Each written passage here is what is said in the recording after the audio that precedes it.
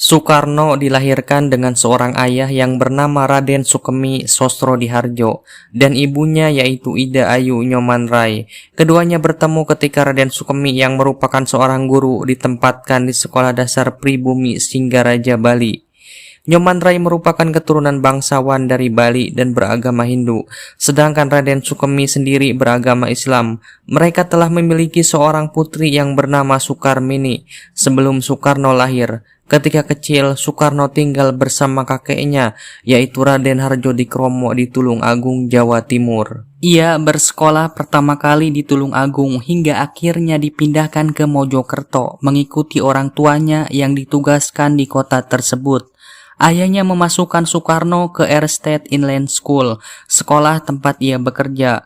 Kemudian pada Juni 1911, Soekarno dipindahkan ke Europes Legere School untuk memudahkannya diterima di Hogere Burger School.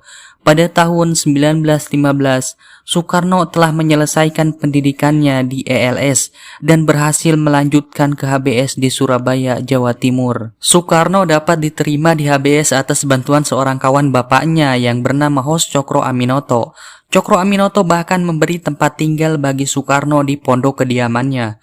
Soekarno banyak bertemu dengan para pemimpin Serikat Islam. Organisasi yang dipimpin Cokro Aminoto saat itu seperti Alimin, Muso Darsono, Haji Agus Salim, dan Abdul Muiz. Soekarno kemudian aktif dalam kegiatan organisasi pemuda Trikoro Darmo yang dibentuk sebagai organisasi dari Budi Utomo. Nama organisasi tersebut kemudian ia ganti menjadi Jongjapa atau Pemuda Jawa pada tahun 1918. Selain itu, Soekarno juga aktif menulis di harian Utusan Hindia yang dipimpin oleh Cokro Aminoto. Saat tamat HBS Surabaya pada bulan Juli 1921 bersama Joko Asmo, rekan satu angkatan di HBS, Soekarno melanjutkan ke Teknik Huges School di Bandung yang sekarang menjadi Institut Teknologi Bandung dengan mengambil jurusan Teknik Sipil pada tahun 1921. Setelah 2 bulan dia meninggalkan kuliah, tetapi pada tahun 1922 mendaftar kembali dan tamat pada tahun 1926. Soekarno dinyatakan lulus insinyur pada tanggal 25 Mei 1926 dan pada Dies Natalis ke-6 yang diselenggarakan di Bandung pada tanggal 3 Juli 1926. Dia diwisuda bersama 18 insinyur lainnya. Profesor Jacob Clay selaku ketua fakultas pada saat itu menyatakan terutama penting peristiwa itu bagi kita karena ada di antara 3 orang insinyur orang Jawa. Mereka adalah Soekarno, Anwari, dan Sutejo. Selain itu, ada seorang lagi dari Minahasa, yaitu Johannes Alexander Henricus Ondang. Saat di Bandung, Soekarno tinggal di kediaman Haji Sanusi yang merupakan anggota Serikat Islam dan sahabat karib Cokro Aminoto. Di sana ia berinteraksi dengan Ki Hajar Dewantara, Cipto Mangkukusumo, dan Dr. Dwes Dekker yang saat itu merupakan pemimpin organisasi National Indische Partij. Bung Karno adalah presiden pertama Indonesia yang juga dikenal sebagai arsitek alumni dari Teknik Huges School yang sekarang menjadi Institut Teknologi Bandung dengan mengambil jurusan Teknik Sipil dan tamat pada tahun 1926. Semasa menjabat sebagai presiden, ada beberapa karya arsitektur yang dipengaruhi atau dicetus oleh Soekarno. Juga perjalanan secara maraton dari bulan Mei sampai Juli pada tahun 1956 ke negara-negara Amerika Serikat, Kanada, Italia, Jerman Barat, dan Swiss membuat cakrawala alam pikir Soekarno semakin kaya dalam menata Indonesia secara holistik dan menampilkannya sebagai negara yang baru merdeka. Soekarno membidik Jakarta sebagai wajah Indonesia terkait beberapa kegiatan berskala internasional yang diadakan di kota itu, namun juga merencanakan sebuah kota sejak awal yang diharapkan sebagai pusat pemerintahan pada masa yang akan datang. Beberapa karya dipengaruhi oleh Soekarno atau atas perintah dan koordinasinya dengan beberapa arsitek seperti Frederick Silaban dan R.M. Sudarsono, dibantu beberapa arsitek junior untuk visualisasi. Beberapa desain arsitektural juga dibuat melalui sayembara. Dan ini adalah karya arsitektural yang dipengaruhi oleh Soekarno. Di antaranya adalah Masjid Istiqlal, Monumen Nasional, Gedung Konevo, Gedung Sarinah, Wisma Nusantara, Hotel Indonesia, Tugu Selamat Datang, Monumen Pembebasan Irian Barat, dan Patung Dirgantara. Tahun 1955, Insinyur Soekarno menunaikan ibadah haji ke Tanah Suci, dan sebagai seorang arsitek, Soekarno tergerak memberikan sumbangan ide arsitektural kepada pemerintahan Arab Saudi agar membuat bangunan untuk melakukan sa'i menjadi 2 jalur dalam bangunan 2 lantai. Pemerintah Arab Saudi akhirnya melakukan renovasi Masjidil Haram secara besar-besaran pada tahun 1966, termasuk pembuatan lantai bertingkat bagi umat yang melaksanakan sa'i menjadi 2 jalur dan lantai bertingkat untuk melakukan tawaf. Rancangan skema tata ruang Kota Palangkaraya yang diresmikan pada tahun 1957, Soekarno untuk pertama kalinya menjadi terkenal ketika dia menjadi anggota Jongjapa cabang Surabaya pada tahun 1915. Bagi Soekarno, sifat organisasi tersebut yang Jawa sentris dan hanya memikirkan kebudayaan saja merupakan tantangan tersendiri. Dalam rapat pleno tahunan yang diadakan Jongjapa cabang Surabaya, Soekarno menggemparkan sidang dengan berpidato menggunakan bahasa Jawa ngoko atau bahasa Jawa kasar. Sebulan kemudian dia mencetuskan perdebatan sengit dengan menganjurkan agar surat kabar Jongjapa diterbitkan dalam bahasa Melayu saja dan bukan dalam bahasa Belanda. Pada tahun 1926, Soekarno mendirikan Algemene Studi Club di Bandung yang merupakan hasil inspirasi dari Indonesia Studi Club oleh Dr. Sutomo. Organisasi ini merupakan cikal bakal Partai Nasional Indonesia yang didirikan pada tahun 1927. Aktivitas Soekarno di PNI menyebabkannya ditangkap Belanda pada tanggal 29 Desember 1929 di Yogyakarta dan esoknya dipindahkan ke Bandung untuk dijebloskan ke penjara Bancai. Pada tahun 1930 ia dipindahkan ke Sukamiskin dan di Pengadilan Lendert Bandung 18 Desember 1930 ia membacakan pledoinya yang fenomenal Indonesia Menggugat hingga dibebaskan kembali pada tanggal 31 Desember 1931. Pada bulan Juli 1932, Soekarno bergabung ke Partai Indonesia Pertindo yang merupakan pecahan dari PNI. Soekarno kembali ditangkap pada bulan Agustus 1933 dan diasingkan ke Flores. Di sini Soekarno hampir dilupakan oleh tokoh-tokoh nasional, namun semangatnya tetap membara seperti tersirat dalam setiap suratnya kepada seorang guru Persatuan Islam bernama Ahmad Hasan. Pada tahun 1938 hingga tahun 1942, Soekarno diasingkan ke Provinsi Bengkulu. Ia baru kembali bebas pada masa penjajahan Jepang pada tahun 1942. Pada awal masa penjajahan Jepang, pemerintah Jepang sempat tidak memperhatikan tokoh-tokoh pergerakan Indonesia, terutama untuk mengamankan keberadaannya di Indonesia. Ini terlihat pada gerakan 3A dengan tokohnya yaitu Shimizu dan Mr. Samsudin yang kurang begitu populer. Namun akhirnya pemerintahan pendudukan Jepang memperhatikan dan sekaligus memanfaatkan tokoh-tokoh Indonesia seperti Soekarno, Muhammad Hatta, dan lain-lain dalam setiap organisasi-organisasi dan lembaga-lembaga untuk menarik hati penduduk Indonesia. Disebutkan dalam berbagai organisasi seperti Jawa Hokokai, Pusat Tenaga Rakyat, BPUPKI, dan PPKI. Tokoh-tokoh seperti Soekarno, Hatta, Ki Hajar Dewantara, Kiai Haji Mas Mansur, dan lain-lainnya disebut-sebut dan terlihat begitu aktif. Dan akhirnya tokoh-tokoh nasional bekerja sama dengan pemerintah pendudukan Jepang untuk mencapai kemerdekaan Indonesia, meski ada pula yang melakukan gerakan bawah tanah seperti Sultan Syahrir dan Amir Syarifuddin karena menganggap Jepang adalah fasis yang sangat berbahaya. Presiden Soekarno sendiri saat pidato pembukaan menjelang pembacaan teks proklamasi kemerdekaan mengatakan bahwa meski sebenarnya kita bekerja sama dengan Jepang, sebenarnya kita percaya dan yakin serta mengandalkan mengandalkan kekuatan sendiri. Ia aktif dalam usaha persiapan kemerdekaan Indonesia. Di antaranya adalah merumuskan Pancasila, Undang-Undang Dasar 1945, dan dasar-dasar pemerintahan Indonesia, termasuk merumuskan naskah proklamasi kemerdekaan. Ia sempat dibujuk untuk menyingkir ke Rengas Dengklok. Pada tahun 1943, Perdana Menteri Jepang Hideki Tojo mengundang tokoh Indonesia, yakni Soekarno, Muhammad Hatta, dan Ki Bagus Hadikusumo ke Jepang dan diterima langsung oleh Kaisar Hirohito. Bahkan Kaisar memberikan bintang kekaisaran kepada 3 tokoh Indonesia tersebut. Penganugerahan bintang itu membuat pemerintahan pendudukan Jepang terkejut, karena hal itu berarti bahwa ketiga tokoh Indonesia itu dianggap keluarga Kaisar Jepang sendiri.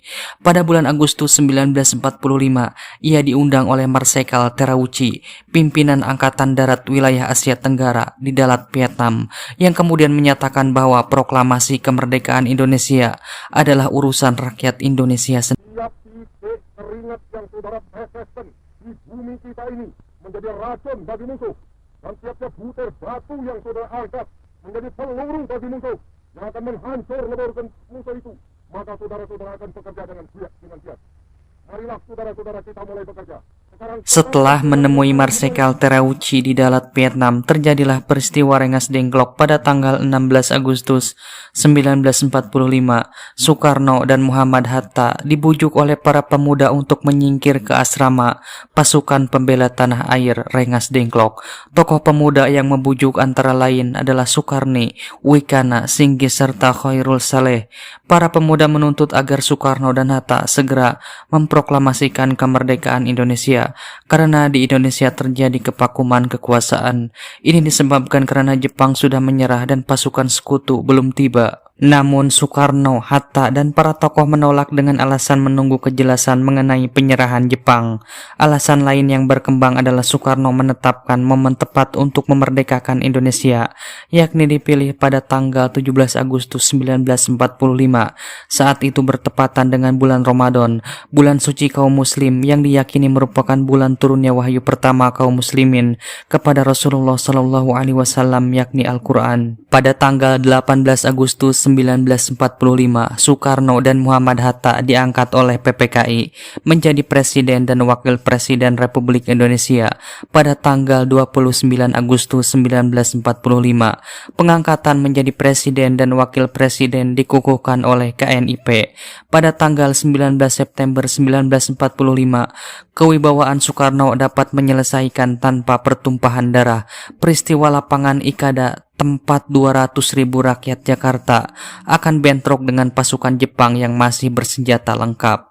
Pada saat kedatangan suku Apnei yang dipimpin oleh Letjen Sir Philip Crison akhirnya mengakui kedaulatan Indonesia secara de facto. Setelah mengadakan pertemuan dengan Presiden Soekarno juga berusaha menyelesaikan krisis di Surabaya. Namun akibat provokasi yang dilancarkan pasukan Nica yang membonceng sekutu di bawah Inggris, meledaklah peristiwa 10 November 1945 di Surabaya dan gugurnya Brigadir Jenderal AWS Malabi. Karena banyak provokasi di Jakarta pada waktu itu, Presiden Soekarno akhirnya memindahkan ibu kota Republik Indonesia dari Jakarta ke Yogyakarta, diikuti wakil presiden dan pejabat tinggi negara lainnya. Kedudukan Presiden Soekarno menurut Undang-Undang 1945 adalah kedudukan presiden selaku kepala pemerintahan dan kepala negara. Selama revolusi kemerdekaan, sistem pemerintahan berubah menjadi semi-presidensil atau double eksekutif. Presiden Soekarno sebagai kepala negara dan Sultan Syahrir sebagai Perdana Menteri. Hal itu terjadi karena adanya maklumat wakil presiden dan maklumat pemerintah bulan November 1945 tentang partai politik.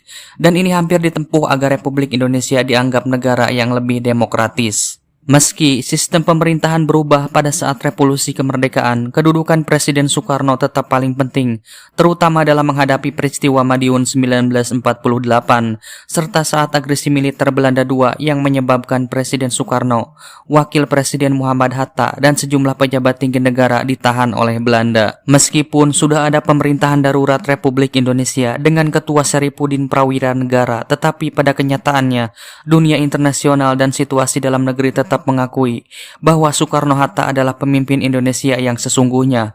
Hanya kebijakannya yang dapat menyelesaikan sengketa Indonesia dengan Belanda. Setelah pengakuan kedaulatan, Presiden Soekarno diangkat sebagai Presiden Republik Indonesia dan Muhammad Hatta diangkat sebagai Perdana Menteri. Jabatan Presiden Republik Indonesia diserahkan kepada Mr. Asad yang kemudian dikenal sebagai RI Jawa Jogja. Indonesia Serikat sebagai sepantasnya sebagai. Namun karena tuntutan dari seluruh rakyat Indonesia yang ingin kembali ke negara kesatuan, maka pada tanggal 17 Agustus 1950, RIS kembali berubah menjadi Republik Indonesia dan Presiden Soekarno menjadi presiden. Mandat dari Mr. Asad sebagai pemangku jabatan Presiden RI diserahkan kembali kepada Soekarno. Resminya kedudukan Presiden Soekarno adalah presiden konstitusional, tetapi pada kenyataannya kebijakan pemerintah dilakukan setelah berkonsultasi dengannya. Mitos Dewi Tunggal Soekarno-Hatta cukup populer dan lebih kuat di kalangan rakyat dibandingkan terhadap kepala pemerintahan, yakni Perdana Menteri. Jatuh bangunnya kabinet yang terkenal sebagai Kabinet Seumur Jagung membuat Presiden Soekarno kurang mempercayai sistem multipartai, bahkan menyebutnya sebagai penyakit kepartaian. Tak jarang ia juga ikut turun dengan menengahi konflik-konflik di tubuh militer yang juga berimbas pada jatuh bangunnya kabinet, seperti peristiwa 17 Oktober 1952 dan peristiwa di kalangan Angkatan Udara. Presiden Soekarno juga banyak memberikan gagasan-gagasan di dunia internasional. Keprihatinannya terhadap nasib bangsa Asia Afrika masih belum merdeka, belum mempunyai hak untuk menentukan nasibnya sendiri, menyebabkan Presiden Soekarno pada tahun 1955 mengambil inisiatif untuk mengadakan konferensi Asia Afrika di Bandung yang menghasilkan Dasar-Sila Bandung. Bandung dikenal sebagai ibu kota Asia Afrika. Ketimpangan dan konflik akibat bom waktu yang ditinggalkan negara-negara barat yang dicap masih mementingkan imperialisme dan kolonialisme, ketimpangan dan kekhawatiran akan munculnya perang nuklir yang mengubah peradaban, ketidakadilan badan-badan dunia internasional dalam menyelesaikan konflik juga menjadi perhatiannya. Bersama Presiden Josip Broz Tito, Gamal Abdel Nasser, Muhammad Ali, dan Jawaharlal Nehru, ia mengadakan konferensi Asia Afrika yang membuahkan gerakan non-blok. Berkat jasanya itu banyak negara Asia Afrika yang memperoleh kemerdekaan. Namun sayangnya masih banyak pula yang mengalami konflik berkepanjangan sampai saat ini karena ketidakadilan dalam pemecahan masalah yang masih dikuasai negara-negara kuat atau adik kuasa. Berkat jasa ini pula banyak penduduk dari kawasan Asia Afrika yang tidak lupa akan Soekarno bila ingat atau mengenal akan Indonesia. Guna menjalankan politik luar negeri yang bebas aktif dalam dunia internasional, Presiden Soekarno mengunjungi berbagai negara dan bertemu dengan pemimpin-pemimpin negara. Di antaranya adalah Nikita Khrushchev dari Uni Soviet, John Fitzgerald Kennedy Amerika Serikat, Fidel Castro Kuba, Mao Tse-tung Tiongkok. Soekarno, Presiden Indonesia pertama, sedikitnya pernah mengalami percobaan pembunuhan lebih dari satu kali. Putrinya, yaitu Megawati Soekarno Putri, pernah menyebut angka 23. Saya ingin mengambil contoh konkret. Presiden Soekarno itu pernah mengalami percobaan pembunuhan dari tingkat yang namanya baru rencana sampai eksekusi dengan sebanyak 23 kali. Tutur Mega pada Juli 2009 yang lalu. Sementara itu, angka lebih kecil keluar dari mulut Sudarto Danu Subroto. Dia adalah ajudan presiden pada masa-masa akhir kekuasaan Soekarno. Sudarto pernah mengatakan ada 7 kali percobaan pembunuhan terhadap Soekarno. Jumlah ini pernah dialami oleh ex-wakil komandan Cakrabirawa, yaitu Kolonel Maulwi Sailan. Namun bekas pengawal pribadinya hanya mampu mengingat 7 kali upaya percobaan pembunuhan kepada Soekarno. Hingga akhirnya pada 20 Februari 1967 Soekarno mendatangani surat pernyataan penyerahan kekuasaan di Istana Merdeka. Dengan ditandatanganinya surat tersebut, maka Soeharto de facto menjadi kepala pemerintahan Indonesia. Setelah melakukan sidang istimewa, maka MPRS pun mencabut kekuasaan Presiden Soekarno, mencabut gelar pemimpin besar revolusi dan mengangkat Soeharto sebagai Presiden Republik Indonesia hingga diselenggarakan pemilihan umum berikutnya. tahun 93 ini telah berjalan. Kesehatan Soekarno sudah mulai menurun sejak bulan Agustus 1965. Sebelumnya ia telah dinyatakan mengidap gangguan ginjal dan pernah menjalani perawatan di Wina, Austria pada tahun 1961 dan 1964. Profesor Dr. K. Vellinger dari Fakultas Kedokteran Universitas Wina menyarankan agar ginjal kiri Soekarno diangkat, tetapi ia menolaknya dan lebih memilih pengobatan tradisional. Ia bertahan selama 5 tahun sebelum akhirnya meninggal pada hari Ahad 21 Juni 1970 di Rumah Sakit Pusat Angkatan Darat Gatot Subroto, Jakarta. Dengan status sebagai tahanan politik, jenazah Soekarno pun dipindahkan dari RSPAD ke Wisma Yoso yang dimiliki oleh Ratna Sari Dewi sebelum dinyatakan wafat.